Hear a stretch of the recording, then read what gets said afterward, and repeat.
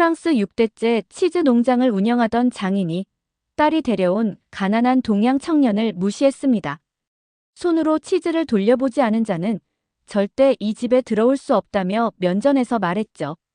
그런데 며칠 뒤 그 청년이 박람회 단상 위에 오르자 분위기가 달라졌습니다. 유럽 바이어들이 그를 향해 박수를 보냈고 한국이라는 나라의 기술에 모두 놀라기 시작했어요. 폐쇄 위기에 처한 숙성고를 단숨에 살려낸 것도 세계국 수출 계약을 성사시킨 것도 그 청년이었습니다. 전통은 고집이 아니라 전파되어야 할 것입니다. 그 말에 프랑스 장인은 조용히 고개를 떨궜습니다. 자신의 방식에도 그의 시간이 들어있다는 걸 깨달은 순간이었죠. 대체 그 한국 청년, 이도현은 누구였던 걸까요? 지금부터 그 이야기를 들려드리겠습니다. 저는 앙드레 페랑입니다. 프랑스 남부 프로방스의 햇살이 잘 드는 들판에서 태어나 6대째 치즈 농장을 운영하고 있어요. 제 인생에서 가장 자랑스러운 건 치즈도 아니고 땅도 아닙니다. 시간을 믿는 철학이에요. 아버지도 할아버지도 조부의 조부까지도 입버릇처럼 말했어요. 좋은 치즈는 인간이 시간을 기다리는 법을 배웠을 때만 나온다고요. 저는 그 말을 믿고 살아왔습니다. 그런데 어느 날 제 딸이 그 질서를 흔들기 시작했어요. 클로에는 늘 반듯하고 똑똑한 아이였습니다. 젊었을 때부터 유럽식품공학을 공부했고 제가 운영하는 숙성실보다 발효 수치를 더 빠르게 읽는 아이였죠. 저는 그 기술이 무섭기도 했지만 딸이니까 이해하려 했어요. 하지만 그녀가 결혼 상대로 데려온 사람을 봤을 땐 솔직히 인상을 찌푸릴 수밖에 없었습니다. 한국에서 왔다는 청년. 이름은 이도현이라고 했어요. 그날도 치즈 숙성실 옆 작은 식탁에서 다 같이 앉아 식사를 하고 있었어요. 도현은 예의 바르고 말이 조심스러웠습니다. 제가 만들어낸 브리 치즈를 먹으며 풍미가 깊다고 말했을 땐 웃음이 나기도 했습니다. 그 깊은 맛은 그냥 나오는 게 아니니까요. 하루에 한 번씩 치즈를 돌려줘야 하고 습도는 날마다 손으로 확인해야 합니다. 어떤 날은 내 손가락이 곰팡이 냄새보다 먼저 알려주기도 해요. 그 감각은 기술로 대체할 수 있는 게 아니었습니다. 그런데 식사 도중 도현이 조심스럽게 말했어요. 혹시 이 치즈, 저온 유통으로 해외에 나가보신 적 있으신가요? 그 말에 저는 빵을 자르던 칼을 잠깐 내려놓았어요. 그는 유통 효율, 마이크로 센서, 숙성지표 추적이라는 단어를 계속 꺼냈습니다. 저는 듣는 내내 마음이 불편했어요. 어쩌면 의도는 좋았을지 몰라요. 그런데 그 단어들이 저한텐 마치 우리가 여태껏 해온 방식이 뒤처졌다고 말하는 것처럼 들렸습니다. 저는 숟가락을 내려놓고 조용히 말했어요. 좋은 치즈는 실온에서 사람 손으로 돌려가며 키우는 겁니다.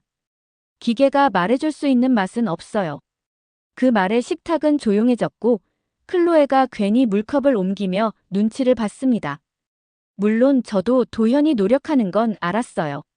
숙성실에서 자기가 만든 센서를 테스트하겠다고 부탁한 적도 있었거든요. 처음엔 허락하지 않았어요. 그 장비가 들어가면 습도 하나, 공기 하나가 달라지거든요. 하지만 딸의 간청에 못 이겨 하루만 실험을 허락했습니다. 그런데 장비가 문제였는지 숙성 중이던 치즈에 균열이 생겼습니다. 그날 이후 저는 단호하게 말했어요. 우리 농장의 실험은 안 됩니다.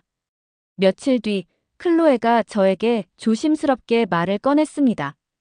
아빠, 우리 도현이 진짜 치즈를 좋아해요.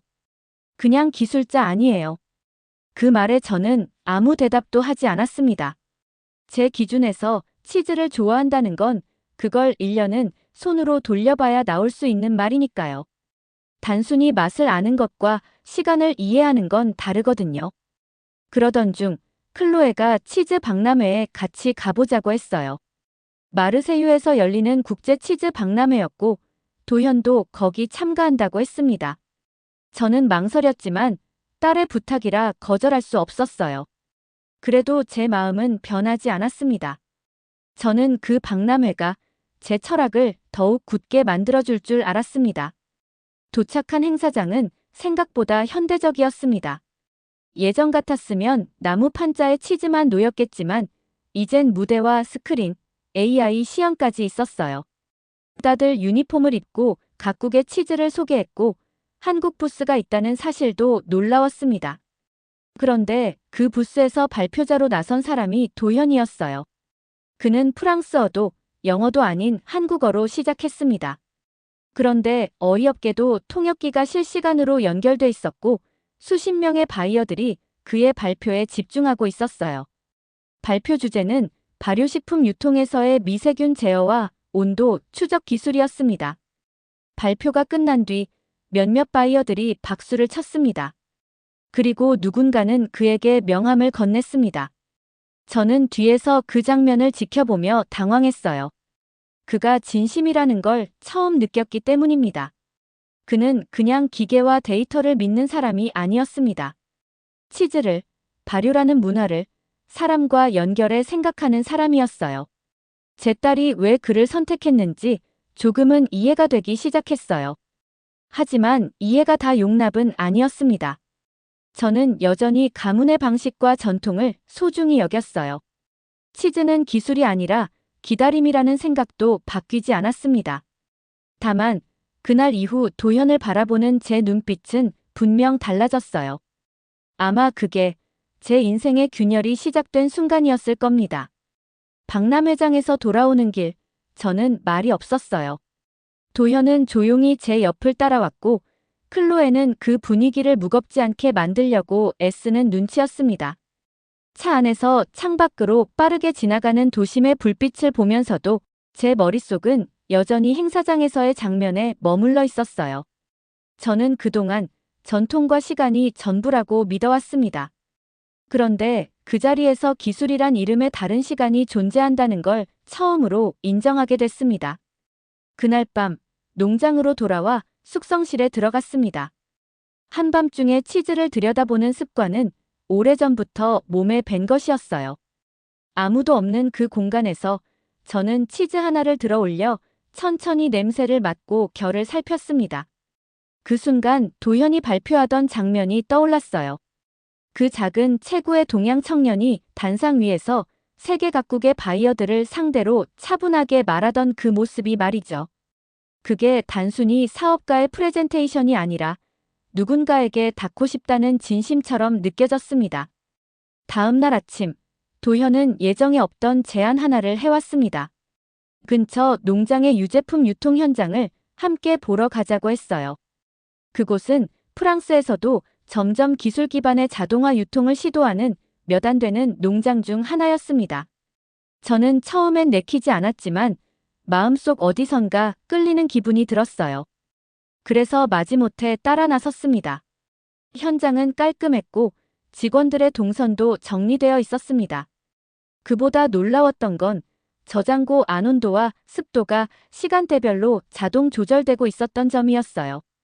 게다가 치즈에 부착된 작은 태그를 스캔하자 그 치즈의 숙성 시작일, 균 종류, 회전 주기까지 한눈에 나오는 것을 보고 놀랐습니다. 저는 솔직히 말하면 그 시스템을 보며 조금 부끄러워졌어요. 우리 농장은 손으로 메모하고 감으로 판단해왔거든요. 오랫동안 익숙해온 방식이 어쩌면 정보의 부재였다는 걸 그때 처음 느꼈습니다.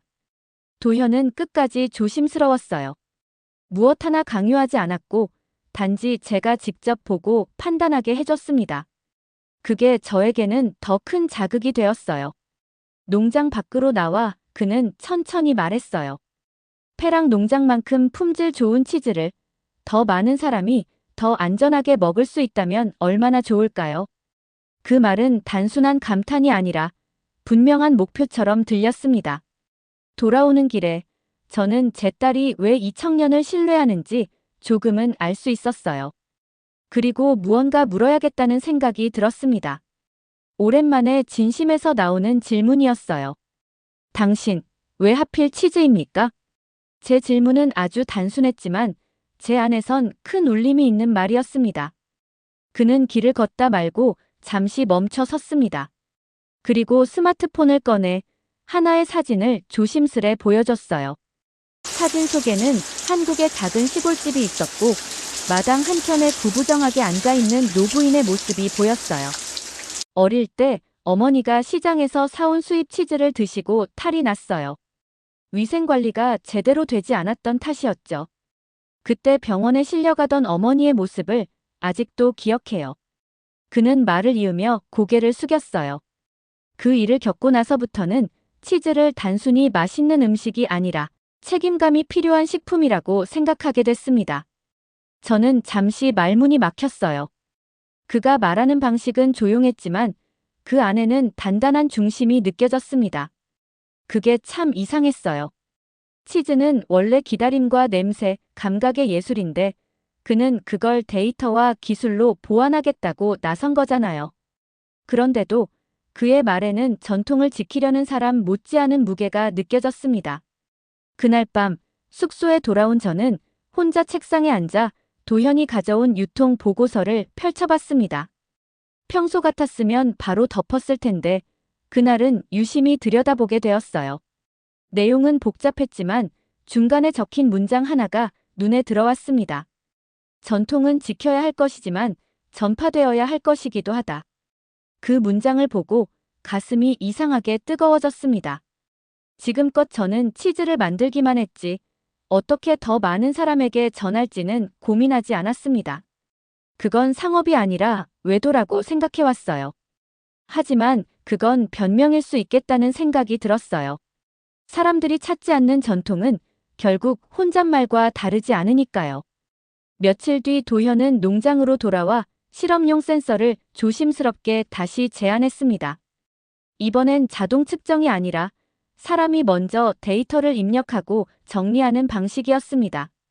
저는 잠시 고민하다가 고개를 끄덕였어요. 한 번은 믿어줘야 할 시점이라는 생각이 들었습니다. 처음으로 저는 그의 방식에 조금 마음을 열기 시작했어요. 그게 아주 작은 변화였지만 저에겐 큰 일이었어요. 손끝에서만 느끼던 시간을 수치로 옮겨보겠다는 시도였으니까요. 저는 여전히 치즈는 기다림이라고 믿습니다. 하지만 감정이라는 것도 기다리다 보면 익고 변하고 때로는 더 부드러워질 수 있다는 걸 느끼게 되었어요. 발효라는 건 단순한 곰팡이의 작용이 아니라 그 안에서 생기는 온도와 시간, 그리고 마음의 작용이었어요. 그날 이후로 저는 도현을 단순히 사위로만 보진 않게 되었습니다. 그를 다시 보기 시작한 거죠.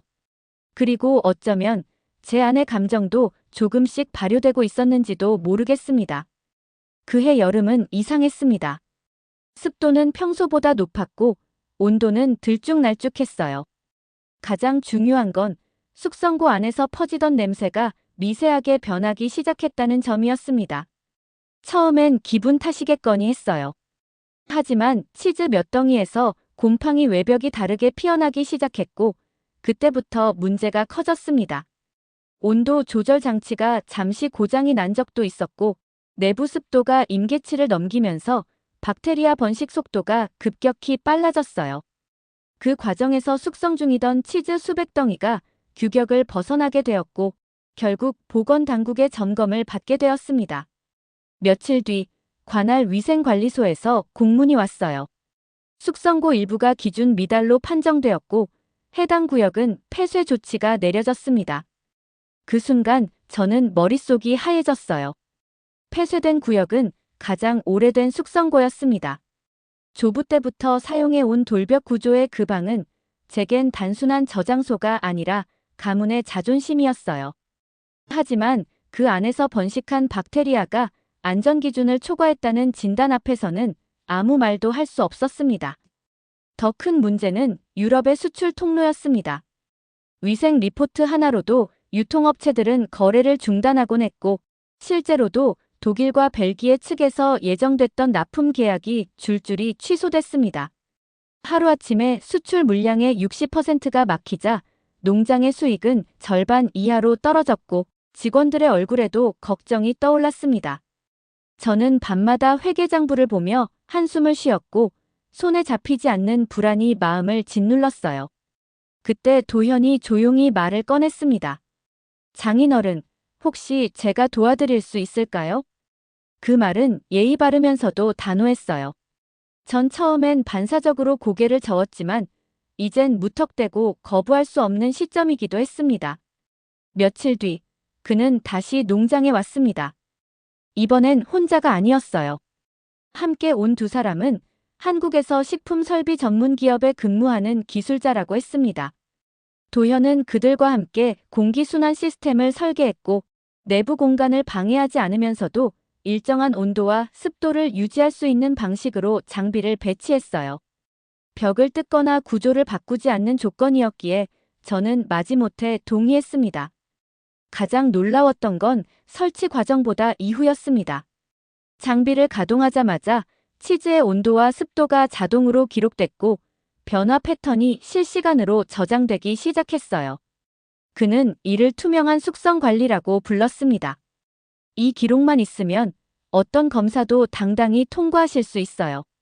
그 말은 자랑이 아니었고 마치 우리를 안심시키기 위한 배려처럼 들렸습니다. 동시에 도현은 한국에 있는 식품 유통 회사들과의 미팅을 제안했습니다. 프랑스 와인처럼 고급 치즈도 한국에서 수요가 늘고 있다며 우리 농장을 가문 인증, 수제 브랜드로 소개해보자고 했어요. 저는 솔직히 처음엔 반신반의했어요. 하지만 그의 설명은 구체적이었고 수출 통로가 막힌 저희 입장에선 더 이상 마다할 이유도 없었습니다. 그는 준비한 자료를 바탕으로 화상회의를 열었고 그 자리에선 놀라운 일이 벌어졌습니다. 한국의 대형 식자재 유통업체 두 곳이 우리 치즈에 강한 관심을 보였고 일부 제품은 고급 호텔용으로 별도 라벨링이 가능하다는 제안까지 나왔어요. 이건 단순한 유통이 아니었습니다. 우리 농장의 이름을 브랜드화해주는 일종의 공동 프로젝트였어요. 며칠 뒤 처음으로 한국으로의 시범 수출이 진행됐습니다. 제품에 문제가 없도록 모든 치즈에는 유통 이력 추적 태그가 부착됐고 포장 디자인도 새롭게 조정했습니다. 그 과정을 보며 저는 제 안의 고집이 조금씩 녹고 있다는 걸 느꼈어요. 농장을 지키는 일은 때로 뿌리만 지키는 게 아니라 바람에 휘는 가지를 수용하는 것이기도 했습니다. 그걸 도현이 조용히 강요하지 않고 보여준 거였어요. 저는 그제야 그가 했던 말의 진심을 이해하게 되었습니다. 방식은 다를 수 있지만 치즈를 아끼는 마음은 똑같습니다. 그 후 몇 주 동안 상황은 안정세에 접어들었어요. 새롭게 가동된 공기관리 시스템은 예상보다 성능이 좋았고 보건당국의 재검사에서도 모든 항목이 통과되었습니다. 그 소식을 듣고 직원들이 박수를 쳤고 저는 그 자리에서 처음으로 도현에게 진심을 담아 고개를 숙였어요. 고맙소, 도현. 이 농장이 다시 숨을 쉴 수 있게 되었소. 그 말이 제게도 생소했어요. 누군가에게 고마움을 그렇게 직접 표현한 게 언제였는지 기억나지 않을 정도였습니다. 하지만 저는 알고 있었습니다. 이 모든 결과는 전통을 무너뜨린 것이 아니라 전통을 지키기 위한 새로운 방식이라는 걸요. 우리의 숙성법도 그대로 유지되었고 손으로 치즈를 돌리는 일도 여전했습니다. 다만 그 위에 하나 더 얹어진 거죠. 관리, 확인, 전달. 이제는 그 세 가지도 제가 외면할 수 없는 전통의 일부가 된 듯 했습니다. 그때부터 저는 제 방식이 전부는 아니란 걸 진심으로 인정하게 되었어요. 곰팡이는 늘 안에서 생긴다고 생각했는데 어쩌면 바깥에서 들어오는 변화의 바람을 막기만 했던 건 제가 아니었을까 싶었습니다.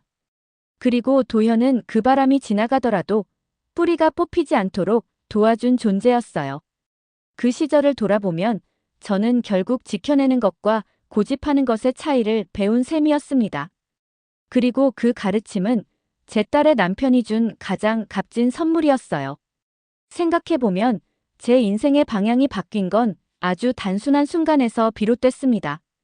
도현이 저에게 말했어요. 이젠 장인어른도 한국에 한번 오셔야 하지 않겠습니까? 그 말이 어쩌면 예의상 던진 말일 수도 있었겠지만 저는 이상하게 그 제안을 그냥 넘기지 못했어요. 한국이라는 나라는 제게 늘 멀고 낯선 곳이었고 도현을 처음 만났을 때 그가 어디서 왔는지는 별로 중요하지 않았습니다. 그저 프랑스 바퀴라는 사실만이 머릿속에 남았을 뿐이었죠. 하지만 지금은 달랐습니다. 그의 손에서 나온 결과들이 제 농장을 살려냈고 그 안엔 그가 자라온 나라의 기술과 태도가 고스란히 녹아 있었어요. 그래서 저는 결심했어요. 그의 시간과 공간을 직접 보겠다고요. 우리는 인천공항에 도착했어요. 첫 인상은 솔직히 예상보다 훨씬 깔끔하고 조용했어요. 입국 심사도 빠르고 체계적이었고 공항 안의 안내 시스템은 직관적이었습니다. 그런데 진짜 놀라운 건 그의 부모님이 저희를 마중 나왔을 때였습니다. 두 분은 말없이 저를 향해 허리를 깊이 숙여 인사하셨어요. 그 모습에서 저는 말로 다 하지 못하는 존중을 느꼈습니다. 우린 곧장 도현의 고향으로 향했어요. 서울에서 기차를 타고 2시간 반 정도 달렸고 차창 밖 풍경이 도시에서 시골로 넘어가는 모습이 흥미로웠습니다. 도심의 고층 빌딩과 이어지는 논밭, 그리고 작은 재래시장이 공존하는 풍경은 낯설면서도 이상하게 정감이 있었어요. 도현의 고향은 바닷바람이 부는 조용한 동네였습니다. 시장 골목에선 반찬가게 아주머니가 도현을 알아보고 환하게 웃으며 인사하셨고 그는 저에게 작은 가게 하나를 가리키며 말했어요. 여기 두부가 정말 맛있어요. 저 어릴 땐 줄을 서서 사야 했죠. 그 가게 안에는 정말 손바닥만 한 공간에 커다란 솥이 하나 있었고 그 안에서 하얀 두부가 방금 막 건져낸 듯 김이 오르고 있었습니다. 그 풍경을 보며 저는 문득 이런 생각이 들었어요.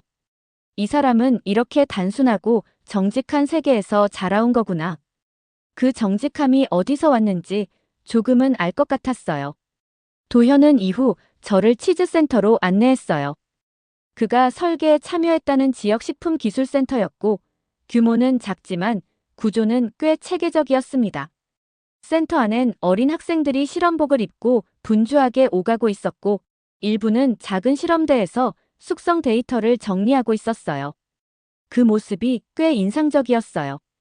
이 아이들이 벌써부터 치즈의 숙성도, 효소 반응, 유통 가능성 같은 걸 연구하고 있다는 사실이요. 여기 아이들은 어릴 때부터 맛의 구조를 배워요. 그냥 먹는 게 아니라 분석하면서요. 도현이 그렇게 설명했을 때 저는 조금 부끄러웠어요. 우리는 감각을 전수한다고만 믿었는데 여기서는 감각과 데이터가 함께 자라고 있었거든요. 센터 한쪽엔 시니어 기술반이라는 팻말이 붙은 작은 방이 있었어요. 그 안에는 은퇴한 장인 몇 명이 아이들과 함께 시제품을 만들고 있었습니다. 그들이 만들어낸 치즈는 놀랍게도 김치와 먹는 크림치즈, 된장과 어울리는 블루치즈 같은 것들이었어요. 처음엔 웃음이 나올 뻔했지만 시식을 해본 순간 생각이 달라졌어요. 맛이 어우러졌고 질감도 자연스러웠습니다. 무엇보다도 그냥 흉내낸 것이 아니라는 점이 느껴졌어요. 이전 같았으면 이런 혼합을 기괴하다고 생각했을 겁니다. 하지만 그 순간 저는 깨달았어요. 치즈도 결국 문화이고 문화는 늘 섞이고 퍼지면서 발전한다는 것을요. 그때서야 저는 그가 제안했던 한국 전용 라인의 의미를 제대로 이해하게 됐습니다. 도현은 그렇게 말했었죠. 프랑스의 전통을 해치는 게 아니라 그걸 한국 안에서 존중하는 방식입니다. 그 말이 이제는 실감이 갔습니다. 그가 만든 치즈는 프랑스를 흉내낸 게 아니라 프랑스를 이해한 한국의 맛이었어요. 한국에서의 마지막 날, 우리는 한옥을 개조한 작은 레스토랑에서 식사를 했습니다. 도현이 미리 예약한 곳이었고 그곳에서는 저희 농장의 치즈가 특별 메뉴로 제공되고 있었어요. 김치 리소토 위에 가볍게 녹인 저희 치즈가 올려졌고 옆 테이블에서는 젊은 부부가 와인과 함께 그 메뉴를 먹고 있었습니다. 그들이 치즈에 대해 이야기하는 소리를 듣고 저는 놀랐습니다. 이 치즈, 진짜 프랑스에서 온 거래. 손으로 숙성시킨 거래. 그 순간 저는 묘한 울림을 느꼈어요. 멀고 낯선 땅에서 저희 농장의 이름이 정성스럽게 언급되고 있다는 사실이요. 그리고 거기엔 도현이라는 다리가 있었어요. 그가 만든 다리 덕분에 우리의 시간이 이곳에 도달할 수 있었던 겁니다. 프랑스로 돌아오는 비행기 안에서 저는 작은 메모장을 꺼내 문장을 하나 적었어요. 이제 내 방식에도 그의 시간이 들어있다. 그 문장을 적고 나니 이상하게 가슴이 뭉클해졌어요.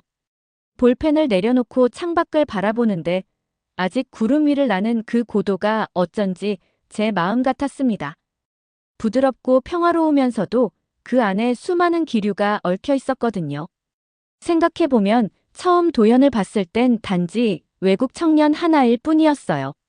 말은 예의 바르지만 그 안에 뭐가 들어있는지 알 수 없어서 껄끄러웠고 저와는 전혀 다른 세대, 다른 방식, 다른 언어로 살아온 사람이라 판단했죠. 그런 그가 제 옆에서 숙성고의 온도 하나하나를 기록하고 공기를 분석하며 제 말을 조용히 받아들일 때조차 저는 결국엔 떠날 사람이라 생각했던 것 같아요. 하지만 그는 떠나지 않았습니다. 오히려 제 곁에서 묵묵히 시간을 쌓았어요. 제가 말하지 않아도, 제가 일부러 무뚝뚝하게 굴어도 그는 마치 오래된 치즈처럼 자기만의 속도로 저에게 다가왔습니다. 전통을 고수한다는 건 완고함이 아니라 그 안에 다른 시간도 담을 수 있는 여백을 남기는 일이었습니다. 그리고 저는 그 여백을 받아들일 수 있게 된 사람이었어요. 그건 나이 때문도 시대 때문도 아니었습니다. 가문의 자존심을 꺾으려는 누구의 논리나 바뀌어야 한다는 누군가의 강요 때문도 아니었어요. 그저 한 사람을 오래 바라보았고 그가 보여준 진심이 제 안에 조용히 천천히 녹아들었기 때문입니다. 그 진심은 설득이 아니라 인내였고 주장보다도 태도였습니다. 그리고 이젠 그가 자란 나라 역시 더는 낯설지 않았어요. 한국이라는 나라는 저에게 기술과 인프라를 보여준 나라가 아니었습니다. 그건 겉으로 드러난 것들일 뿐, 진짜로 저를 움직이게 한 건 그 기술과 시스템을 다루는 사람들의 방식이었어요. 누군가의 뿌리가 있었고 정중함이 있었으며 제 자존심을 다치지 않게 보듬어준 마음이 그 나라 안에는 있었습니다. 제가 두려워했던 건 변화가 아니라 제 방식이 틀렸다는 걸 인정받는 순간이었는데 그들은 그걸 강요하지 않았고 오히려 그 틈에 저를 초대해 주었어요. 이제는 저도 누군가에게 그 나라를 소개할 수 있을 것 같아요. 단순히 가봤다는 정도의 이야기가 아니라 제가 진짜로 변화했던 곳으로 한 나라의 청년이 제 삶을 어떻게 바꾸었는지를 담담히 들려줄 수 있을 것 같았습니다. 그건 어쩌면 누군가에게 한국을 설명할 가장 정확한 방식일지도 모르겠습니다. 기술이 아니라 태도, 주장보다 배려, 말보다 진심. 그건 프랑스에서 오랫동안 치즈를 숙성해온 사람에게도 충분히 와닿는 언어였어요. 그날 이후로 저는 매일 아침 숙성실에 들어가기 전에 그 문장을 다시 한번 조용히 속으로 읊습니다. 이제 내 방식에도 그의 시간이 들어있다. 그리고 그 말 안에 도현이라는 한 사람과 한국이라는 나라가 함께 담겨 있어요.